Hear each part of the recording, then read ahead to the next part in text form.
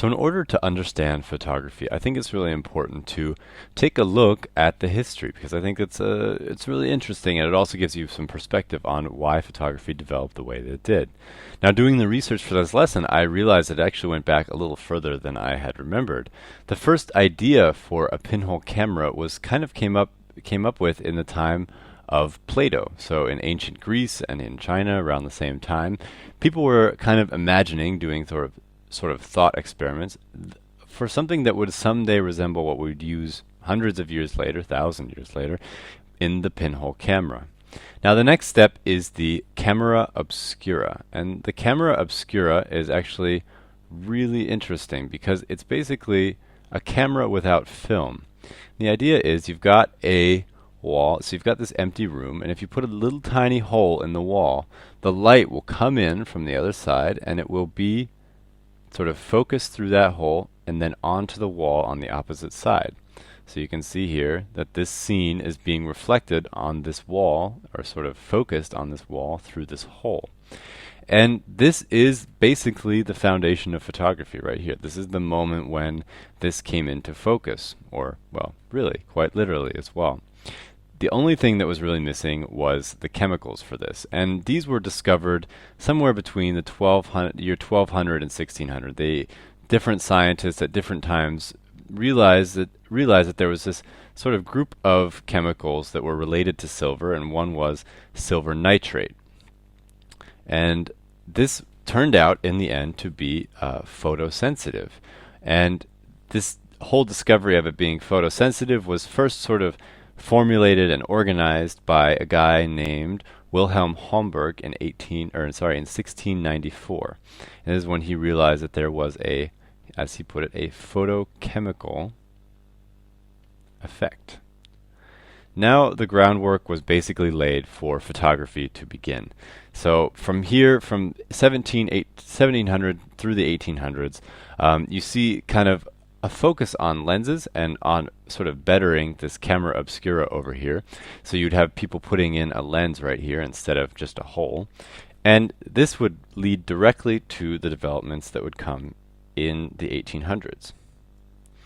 And that development came roaring around the corner in 1826 in southern France. This guy right here, his name is Joseph, and his last name is Niepce. Oh, and I'm spelling it wrong. And Joseph Niepce was just kind of a guy who was interested in the entire idea of photography, and he wanted to develop some kind of camera. And he had taken a camera obscura and he had worked around with these light-sensitive silver nitrates, and at the same time he had been exchanging letters with this guy over here, Louis Daguerre. Well, Joseph Niepce was the first person to really come up with a photo, a permanent photo. And that's a really important distinction because a lot of people had made photos, but this was the first permanent, and I'm not spelling it right, permanent photograph. Lots of times they would make them and then they would soon deteriorate really quickly, but this was the first one that would last, and it lasted up until now. You can see here that you've got some buildings, got maybe a field back here, and if you look really closely, you can actually see that the sun moved so far during the day that it's actually exposed the walls on both sides, so the lighting of the photo is actually a little off. Now this was done on a piece of pewter with some silver nitrate slapped on it, and it took 8 hours to make this photograph. So can you just imagine taking a photo that takes 8 hours to make? You can't move the camera a single bit. Just have to leave the camera there for 8 hours. So this step now behind them, the move then became to simplify and strengthen the power of photography and to make photograph something that you could take instantaneously, so it wouldn't take 8 hours to make a photograph. So when Niepce died, Niepce, I'll say, died in 1833.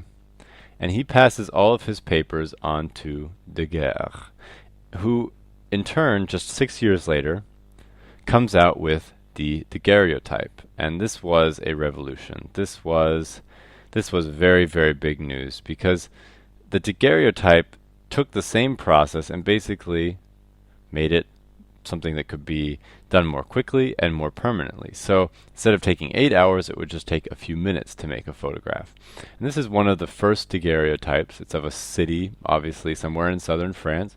And you can see here this guy with his foot up on a sort of pedestal of some kind. This guy's actually getting his shoes shined. And there are lots of other people walking around on these streets, but this guy was the only person to stay still for the whole photograph, the whole time it was being made. And so he's the first photographed human in, well, that we know of at least. So very interesting, you know. So this whole discovery and the release of this discovery really prompted a lot of activity. Now this guy over here, his name is Fox Talbot. Fox Talbot was a British guy, so across the channel, and he had been interested in the idea of photography, or it wasn't called photography yet, but and the idea of capturing images on silver nitrate plates, as they would say back then. And he and this astronomer, whose name was John Herschel, worked together on lots of different things. And in 1839, sort of through their collaboration, John Herschel came out with the glass negative. The glass negative was important because it was a better way of capturing the image, and it was something that would become sort of a standard for some time, for almost really 60 years or something like that. So the glass negative is developed. Get the name down. John Herschel, quite a famous astronomer in his own right, as well as a developer of photography. And then just 1 year later, Talbot comes out with his own process, and it was called the calotype. It was a wet process that had some sort of paper negative. And the thing was, though, that Talbot then, and this was Talbot, we'll make sure we distinguish that. And the thing was that Talbot put a copyright on this, and that is the reason that really the daguerreotype took off, because the daguerreotype was bought by the French government and put immediately in the public domain. That meant that any photographer could use it, and so the daguerreotype basically within a couple months became the standard form of photography at that time. And the calotype, because it would have been a little bit more expensive and money would have been going to Fox Talbot over here, it never became quite the hit that the daguerreotype did.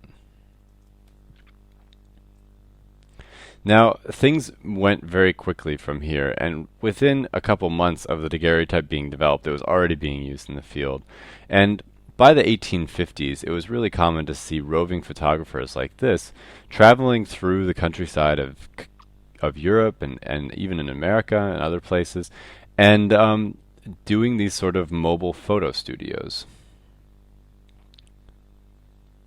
And because these days you can do everything that they could do in this with a laptop and a camera and even a cell phone. But at the time, it took quite a lot. You had a lot of chemicals, you had to do a lot of mixing, you needed a dark room, so everything had to be brought with you in the wagon. But it was very quick. You could see here that prominent people, this is the Tsar and his wife, and this is Abe Lincoln, one of the early American presidents, all being photographed early on because they realized the power and were all very fascinated by the idea of photography. Now, during the 1860s, the American Civil War was photographed by this guy named Bradley, it was most likely photographed mostly by his assistants, and he sort of took credit for it. And this was kind of more the second incidence. The Armenian War was really the first incidence of photography being used in war and photographing war. So, kind of an interesting note in history. Now, early studios would have looked something like this. So pretty much any time from the 1840s onward, you would have had a big, huge camera. You can see that is a massive camera. And you've got this guy sitting here doing this very sort of stilted pose. And the reason for this is because you've got this piece here holding his head. And this was sort of a required piece of equipment for photographers at the time because the speed of the camera was still so slow. You would have had to hold that pose between 2 minutes, and maybe if your photographer had a really fast camera, maybe 30 seconds.